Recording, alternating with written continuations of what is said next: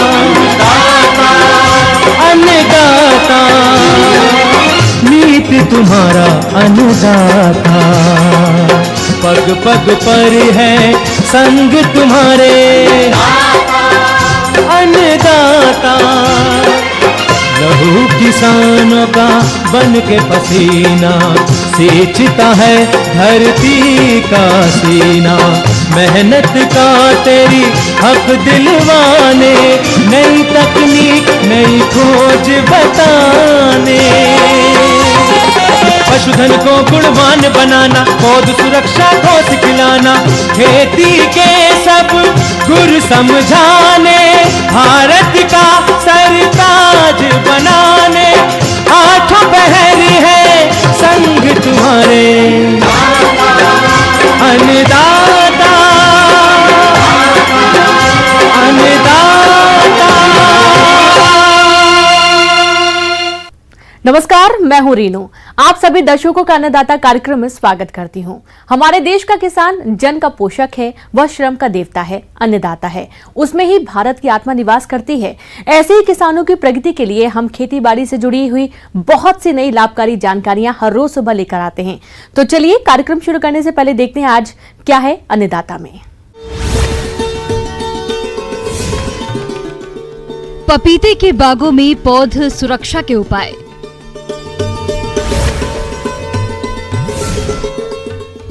गन्ने की नर्सरी तैयार करने उन्नत तकनीक।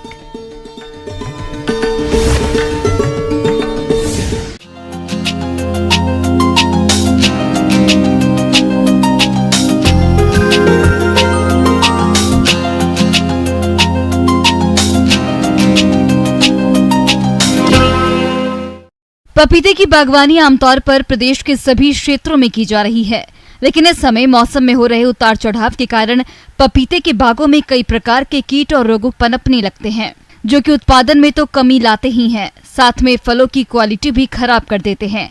इसलिए समय रहते इन कीट और रोगों की रोकथाम के लिए सही कदम उठाना जरूरी होता है, जिसके बारे में विस्तार से जानकारी दे रही हैं कृषि विज्ञान केंद्र जिला मुजफ्फरपुर की कृषि विशेषज्ञ वीसी अन्नू।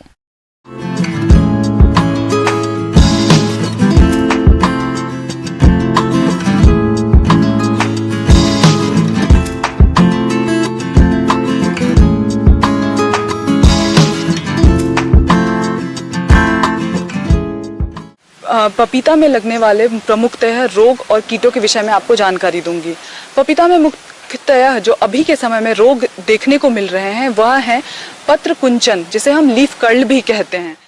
पपीता के इतने सारे फायदों को देखकर इसकी मांग बढ़ी है और अधिकतर किसान इसकी खेती करने लगे हैं, लेकिन इस फसल से उत्पादन लेने में रोग बड़ी बाधा बनते हैं और हमारे किसान भाई चाहकर भी ठीक से इनको कंट्रोल नहीं कर पाते हैं और नुकसान उठाना पड़ जाता है। पर्ण कुंचन, और इसमें जो है यह जो है एक विशेष तरह का विषाणु की वजह से इसमें ये पपीता में हानि पहुंचाता है। यह जो होता है इसका रोगवाहक सफ़ेद मक्खी होता है। इसमें जो है सबसे ज़्यादा नुकसान क्या होता है कि जो पत्ते होते हैं, सबसे पहला लक्षण इसमें जो नए पत्ते होते हैं उसमें जो है दिखता है, पत्तियां जो होती है वो झुर्रीदार हो जाती हैं, छोटी हो जाती है, खुरदुरी हो जाती हैं, और इसकी वजह से और ये धीरे धीरे जो है यह रोग पूरे के पूरे पेड़ में फैलता है और पत्तियां जो है हमारी नई पत्तियां को पर रोग तो फैलता ही है, और अगर पौधे में फल लगे हुए हैं तो फल जो है पूरी तरह विकास नहीं होता फल में, और फल होते हैं वो गिर जाते हैं। तो इसके निदान के लिए सर्वप्रथम तो हमें क्या करना चाहिए कि पूरा का पूरा बगीचा जो है हमारा वो खरपतवार मुक्त होना चाहिए, पूरी तरह से सफाई की हुई हो बगीचे में। और उसके अलावा जो हमारा रोग वाहक है उसके निदान के लिए जो मक्खी है, सफ़ेद मक्खी है, उसके निदान के लिए हमें जो हम रासायनिक कीटनाशी का प्रयोग कर रहे हैं वह कर सकते हैं इमिडाक्लोप्रिड 17.8 SL। इसका 0.3 ml प्रति लीटर के मात्रा के दर से छिड़काव करें। 2 स्प्रे करें इसका, पहले छिड़काव के 15 दिवस बाद दूसरा छिड़काव करें। पपीते का दूसरा खतरनाक रोग है जड़ सड़न, जिसे जड़ गलन भी बोलते हैं। यह दूसरा ऐसा रोग है जो पपीते को नुकसान पहुंचाता है। इसमें देखते ही देखते सभी पौधे सूख जाते हैं और उपज कुछ नहीं मिलता है। जो दूसरा प्रॉब्लम जो हमारे रोग आता है हमारे पपीते में वह है आपका गलन, पौधा गलन और तना गलन। ये जो रोग होता है यह एक विशेष फफूंद जनित रोग होता है, जिसमें जो है सबसे पहले जो है जो भूमि सतह के निकटतम जो तना होता है पौधे का, वहां पर जो है जलीय धब्बा आ जाता है, शुरुआत होने लगती है। धीरे धीरे करके उसको अनुकूल वातावरण मिलने के बाद, तापमान मिलने के बाद वो जो धब्बा है वो पूरे पेड़ में फैल जाता है, जिसकी वजह से क्या होता है कि पत्तियां जो होती है वो पीली पड़ जाती हैं। उसकी वजह से जो है फल नहीं लगते, और अगर कभी फल लगे तो वह पकने से पूर्व ही गिर जाते हैं, तो जिनकी वजह से जो है हमारे पौधे को नुकसान पहुंचता है। और तना जहां से भी जलीय धब्बा की शुरुआत होती है वहां से वो कमजोर होने की वजह से पूरा का पूरा पेड़ ही गिर जाता है, जिसकी वजह से बहुत ज़्यादा ही हानि पहुंचती है हमारे पौधे को। हमारे किसान भाइयों को बहुत हानि फेस करना पड़ता है। तो इसके रोकथाम के लिए हम क्या कर सकते हैं कि जो है हमारा सर्वप्रथम जो है हमें बीजोपचार करना चाहिए। बीजोपचार करने के लिए आप किसी भी कवकनाशी का प्रयोग कर सकते हैं, जैसे कि कार्बेंडाजिम का 2 ग्राम प्रति केजी बीज के दर से आप बीजोपचार कर सकते हैं। दूसरा है कि आप जो है जब हमारी पौधे क्यारियां में लग गए हैं, पौधेशाला में हमें जो है कार्बेंडाजिम और मैनकोजेब मिश्रित जो कवकनाशी है उसका 2 ग्राम प्रति लीटर पानी के हिसाब से छिड़काव कर सकते हैं। और तनों पर, बगीचे में जो तने हैं उस पर हम कॉपर ऑक्सीक्लोराइड का 3 ग्राम प्रति लीटर के हिसाब से आप छिड़काव कर सकते हैं। इस रोग को फसल में लगने से रोकने के लिए आपको रोपाई ऐसी जगह करना होगा जहां पर अधिक समय तक पानी नहीं रुकता हो, क्योंकि यह रोग अधिक नमी पर पनपता है। अगर मिट्टी में नमी नियंत्रित रखते हैं तो यह रोग बिल्कुल नहीं आएगा। जो हमारे प्रमुख कीट आते हैं अभी के समय में, जो हमारा तापमान जो है बढ़ रहा है, घट रहा है, बारिश इतनी ज़्यादा हो रही है, जिसकी वजह से जो है चूसक कीड़े जो होते हैं, जो हमारे पत्तों को में जो चूसक कीड़े लगते हैं, जैसे कि माहू जिसे हम एफिड भी कहते हैं, और सफ़ेद मक्खी जिसे हम वाइट फ्लाई कहते हैं, ये सारे जो होते हैं पत्ते के जो है निचली सतह पर आकर के जो है पत्ते का रस चूसते हैं, जिसकी वजह से पत्ते जो है ये हो जाते हैं, पीले पड़ जाते हैं। और कई तरह के विषाणु वाले रोग, वायरस जनित रोग भी पैदा करते हैं हमारे पपीते में, जैसे लीफ कर्ल जो अभी जैसे मैंने आपको बताया उसके बारे में। तो उसमें जो है हमें प्रबंधन के लिए खरपतवार मुक्त तो रखना ही चाहिए हमारे खेत को, साथ ही साथ हमें एक स्प्रे करना चाहिए कीटनाशी का, जिसका हम एमिडाक्लोप्रिड कर सकते हैं 17.8 SL, जिसका प्रति लीटर 0.3 ml प्रति लीटर पानी के हिसाब से हम छिड़काव कर सकते हैं। दहिया कीट में क्या होता है कि इसके जो शिशु और वयस्क होते हैं यह चपटे गोलाकार किस्म के होते हैं। इनमें इनका जो शरीर होता है वो सफ़ेद पाउडर की तरह से होता है। यह जो है मुख्यतः शाखाओं में, टहनियों में, छाल में और फलों पर लगते हैं। ये क्या करते हैं कि ये वहाँ जहाँ पे भी लगते हैं वहां से रस चूस करके पौधे को जो है बिल्कुल कमजोर कर देते हैं। तो इनकी समस्या का निदान करने के लिए ये जब इनके खरपतवार मुक्त होना चाहिए खेत, क्योंकि जब आपका मेन फसल नहीं रहता है आपके बगीचे में या खेत में, तो ये खरपतवार पर रहकर अपना जीवन काल आगे बढ़ाते हैं। तो इसके लिए हमें जो है हमेशा खरपतवार रहित रखना चाहिए, और किसी भी तरह का आप जो है स्प्रे कर सकते हैं कीटनाशी से, जैसे एमिडाक्लोप्रिड हो गया या थायोमेथॉक्सेम से कर सकते हैं स्प्रे 0.3 ml प्रति लीटर पानी के हिसाब से। तो इन सब से जो है आपको निदान पहुंचेगा और आपका जो है पौधा भी रोग और कीट मुक्त होगा। धन्यवाद। किसान भाइयों, अब लेते हैं एक छोटा सा ब्रेक, जल्द लौटेंगे।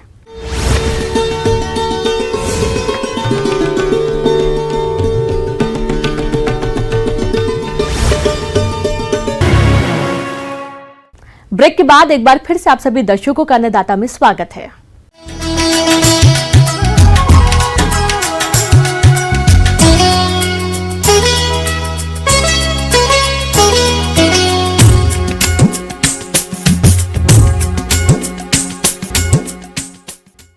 गन्ने की खेती के क्षेत्र में आजकल तेजी से एक से बढ़कर एक किस्मों का विकास हो रहा है, जिनकी खेती करके किसान अच्छा लाभ कमा सकते हैं। लेकिन इन किस्मों को किसानों तक पहुंचने में बहुत समय लग जाता है, क्योंकि किस्मों को विकसित करने वाली संस्थाओं के पास पर्याप्त मात्रा में बीज उपलब्ध नहीं होते हैं। ऐसे में अब किसान थोड़ी मात्रा में प्राप्त नई किस्मों के बीजों से नर्सरी के द्वारा गन्ने के अतिरिक्त नए पौधे तैयार कर सकते हैं।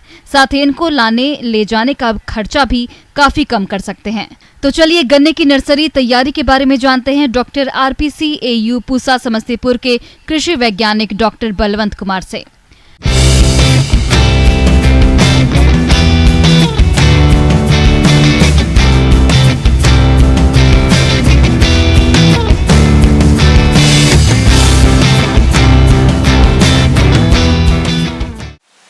ये गन्ने के पौधे नर्सरी जो तैयार हो रहे हैं, जो किसानों को अभी बहुत ही लाभप्रद होगा, उस काम में जुड़ा हुआ हूँ।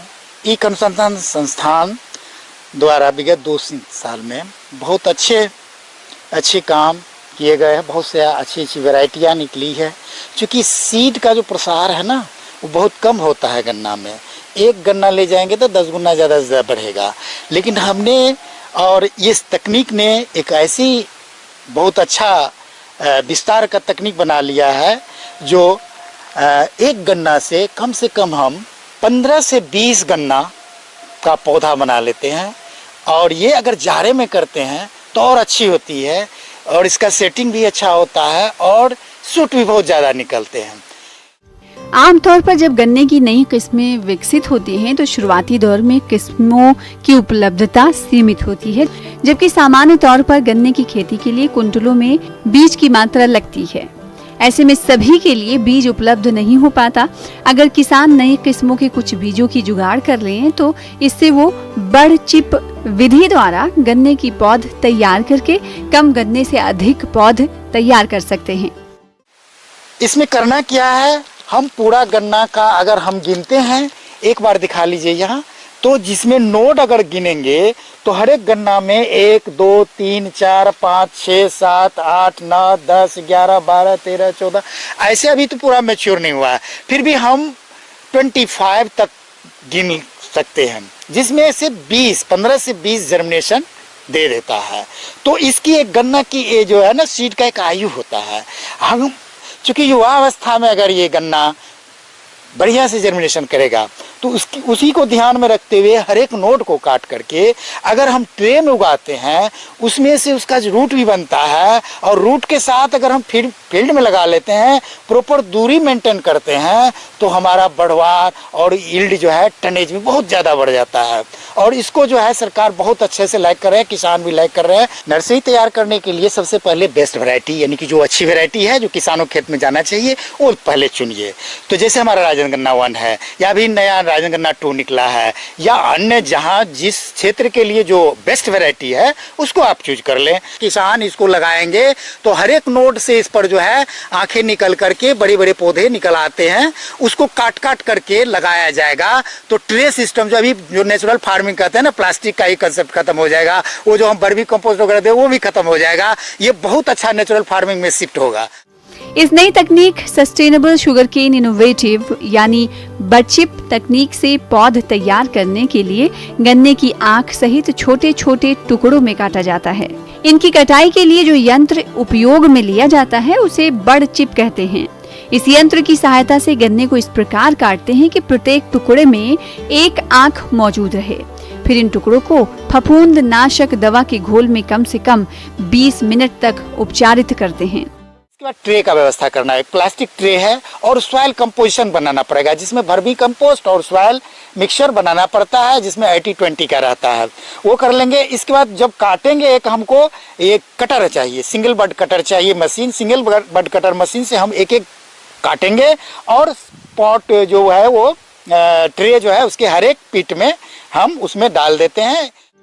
इसके लिए 3 भाग कोकोपिट, 1 भाग परलाइट या वर्मीकोलाइट को मिलाकर मिश्रण तैयार करते हैं। फिर ट्रे में गन्ने की उपचारित बड को रखकर ऊपर से मिश्रण को भर देते हैं।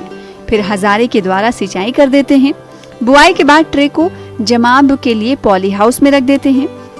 इसके अलावा हमारे जिन किसान भाइयों के पास प्रो ट्रे उपलब्ध नहीं है, वो प्लास्टिक बैग में भी गन्ने की नर्सरी तैयार कर सकते हैं।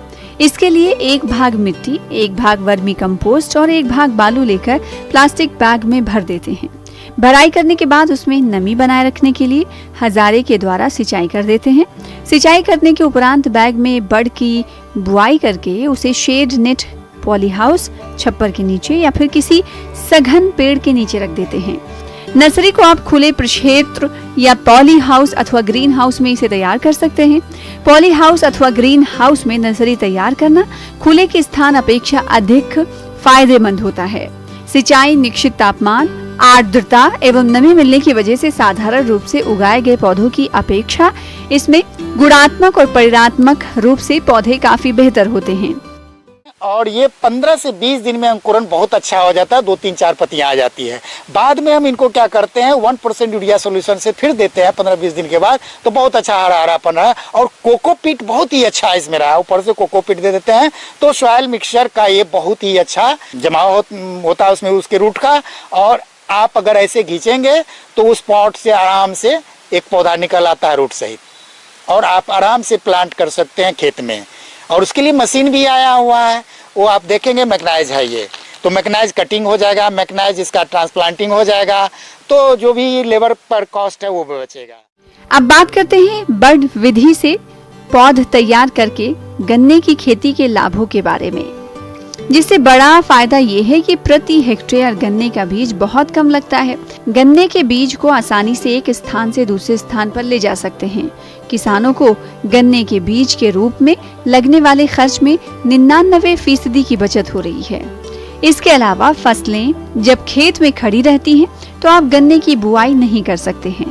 ऐसे में गन्ना की बुआई समय से नहीं हो पाती है, लेकिन इस विधि के द्वारा आप छोटी सी जगह में गन्ने की पौध तैयार कर सकते हैं और खेत खाली होने के बाद भी रुपाई कर सकते हैं। इससे फसल पर देरी से बुआई का असर नहीं पड़ता और आप होने वाले नुकसान से बच जाते हैं। आगे और भी है खेती बाड़ी से जुड़ी बहुत सी रोचक जानकारियां। यहाँ रुकेंगे एक और छोटे से ब्रेक के लिए।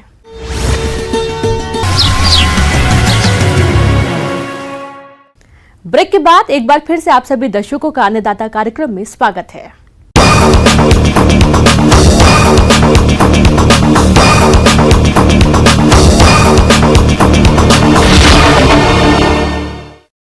किसान भाइयों, विगत 1-2 दिनों के दौरान देश और प्रदेश के कृषि जगत में किसानों के लिए क्या नया रहा, आइए जानते हैं।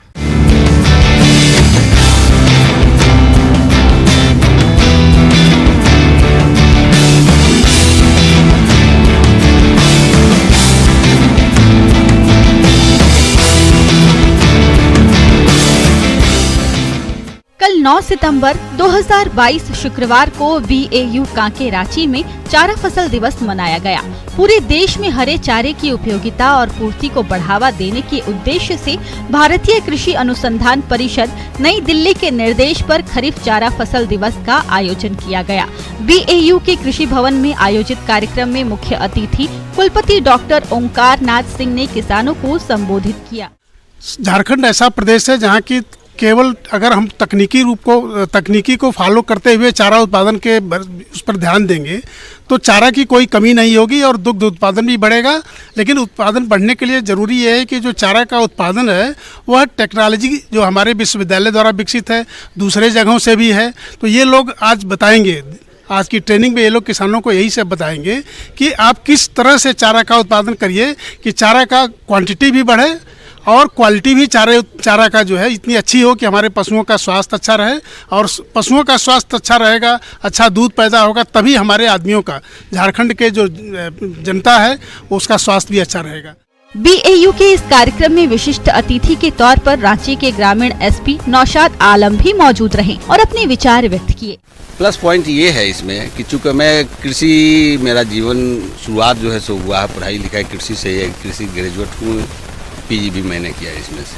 आज भी मेरा लगाव है इससे, यद्यपि मैं पुलिस विभाग में रहकर सेवा दे रहा हूँ, लेकिन मेरा अपना घर द्वार टाइप का लगता है। मैंने 8 साल यहाँ पढ़ाई की है, उसमें हर एक्टिविटीज़ मेरे लिए अट्रैक्शन का एक विषय रहता है। ये अच्छी पहल थी, हमारा पूरा सहयोग रहेगा पुलिस डिपार्टमेंट का इनके साथ। कहीं कुछ इशूज़ है, हम लोग सूचनाएँ आएगी, हमें कंट्रोल करें। जब तक के विधि व्यवस्था संधारण सही रूप में नहीं होगा, चाहे शहरी क्षेत्र में हो चाहे ग्रामीण क्षेत्र में, तब तक फिर हमारे किसान भयमुक्त वातावरण में रहकर अपने कार्यों का संपादन नहीं कर सके। इसलिए मैंने आह्वान किया है। अच्छा एक गैदरिंग है यहाँ, ये प्रोग्राम अच्छा लगा।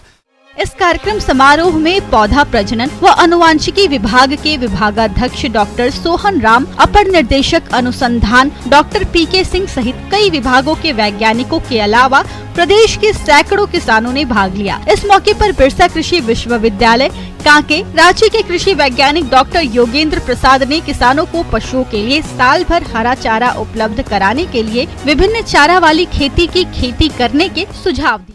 यहाँ पर चारा जैसे खरीफ फसल है और रबी मौसम में भी लिया जाता है और सालों भर लिया जाता है।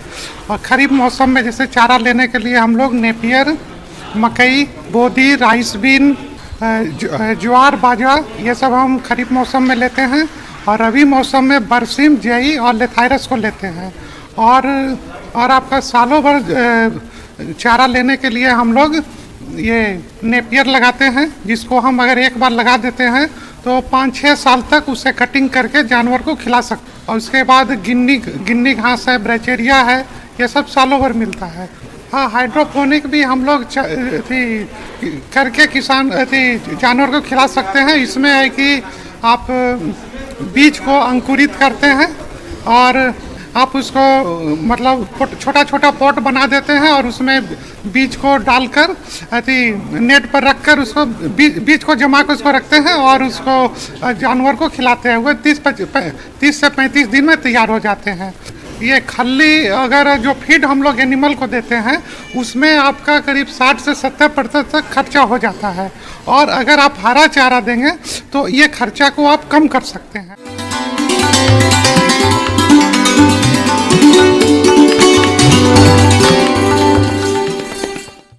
आइए जानते हैं अन्नदाता निःशुल्क फोन के माध्यम से पूछे गए समस्याओं का समाधान। अन्नदाता निःशुल्क फोन संपर्क सेवा के माध्यम से पूछे गए प्रश्नों में से आज हमने जिस प्रश्न को कार्यक्रम में शामिल किया है उससे पूछा है ग्राम गोपीनगर, जिला कटिहार के कृषक मोहन कुमार ने। ये हल्दी की फसल में किए जाने वाले जरूरी कार्यों के बारे में जानकारी चाहते हैं। तो मोहन कुमार जी, आपकी जानकारी के लिए प्रस्तुत है कार्यक्रम का ये अंश।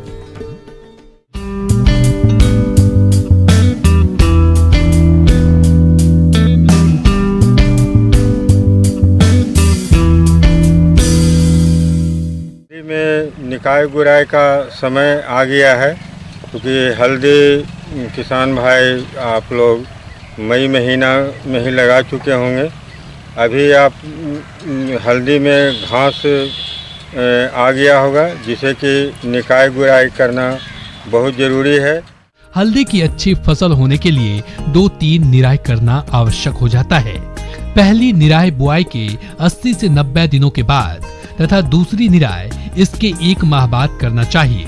किंतु यदि खरपतवार पहले ही आ जाते हैं तथा ऐसा लगता है कि फसल प्रभावित हो रही है तो इसके पहले भी एक निराई की जा सकती है।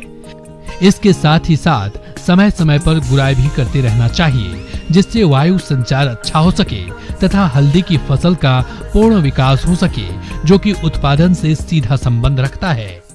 और निकाय गुराई के बाद उसमें कोड़नी करना पड़ता है। कोड़ने के बाद जो है हम उस पर मिट्टी चढ़ाते हैं। नवंबर माह में पत्तियों का विकास तथा धनकंद की मोटाई बढ़ना आरंभ हो जाता है, तो उस समय उपज ज्यादा प्राप्त करने के लिए मिट्टी चढ़ाना आवश्यक हो जाता है, जिससे कंदों का विकास अच्छा होता है और उत्पादन में वृद्धि हो जाती है। हल्दी की फसल में जल निकास का उचित प्रबंध करना चाहिए, अन्यथा फसल पर विपरीत प्रभाव पड़ता है तथा पौधे एवं पत्तियां पीली पड़ने लगती है। इसलिए समय समय पर वर्षा के ज्यादा पानी को खेत से बाहर निकालने की उचित व्यवस्था होनी चाहिए। और मिट्टी चढ़ाने के समय हम लोग उसमें खाद का भी इस्तेमाल करते हैं।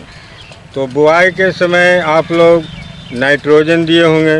नाइट्रोजन के मतलब कि आप यूरिया दिए होंगे, म्यूरेट ऑफ पोटाश दिए होंगे और DAP दिए होंगे। जब हम निकाय गुराई कर लेंगे उसके बाद उसमें कोड़नी कर लेंगे, तो मिट्टी चढ़ाने के समय हम उसमें आप ये डालेंगे, यूरिया डालेंगे।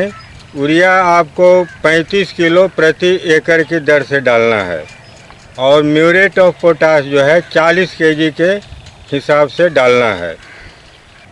आप यूरिया जो है 35 किलो प्रति एकड़ की दर से पुनः उसका प्रयोग करें। ऊपर से टॉप ड्रेसिंग कर देना है, कुछ नहीं करना है। जब मिट्टी चढ़ा लिए, खेत में पूरा नमी रहे, तो आप प्रति कतार में यूरिया जो है डाल देंगे। अगर बारिश हो जाती है, जैसा कि इस बार सुखाड़ चल रहा है, अगर बारिश नहीं होती है तो हमें उसमें सिंचाई करना पड़ेगा। अगर बारिश हो जाती है तो सिंचाई की उसमें कोई आवश्यकता नहीं है, क्योंकि नवंबर दिसंबर में बारिश नहीं पड़ती है। उस समय आपको 15 दिन 20 दिन के अंतराल पर आपको सिंचाई करनी है। हल्दी की फसल में पत्ती धब्बा रोग से काफी हानि होती है। इसके अलावा हल्दी की फसल को पर्णचित्ती रोग भी काफी हानि पहुंचाता है। इस रोग ग्रसित पौधे की पत्तियों पर अनियमित आकार के भूरे धब्बे बनने लगते हैं। इस रोग की रोकथाम के लिए हल्दी के कंद को उपचारित करके बोना चाहिए। साथ ही खड़ी फसल में यह रोग दिखने पर मैनकोजेब 2 ग्राम दवा का प्रति लीटर पानी के हिसाब से घोल बनाकर छिड़काव करना चाहिए। तो इस प्रकार से हम करेंगे तो उम्मीद है कि आपका फसल जो है अच्छा होगा।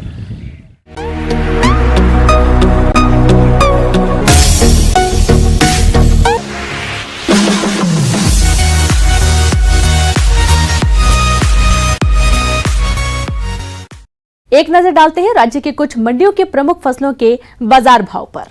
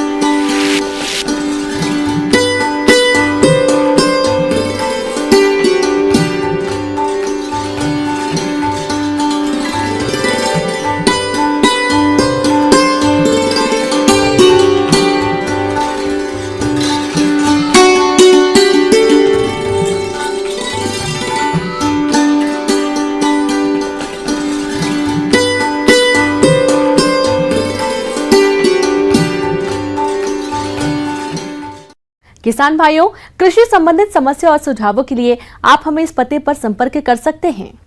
प्रोड्यूसर अन्नदाता news 18 Bihar Jharkhand, Ramoji film city Hyderabad 501512। साथ ही आप हमें ईमेल भी कर सकते हैं। हमारा ईमेल है p18annadatabihar@nw18.com। इसके अतिरिक्त आप हमें निःशुल्क हेल्पलाइन नंबर 1800889216 पर सोमवार से शनिवार सुबह 10 बजे से शाम 4 बजे के बीच संपर्क कर सकते हैं। अब समय हो रहा है आपसे विदा लेने का। कल फिर मुलाकात होगी कृषि से जुड़ी महत्वपूर्ण जानकारियों के साथ। नमस्कार।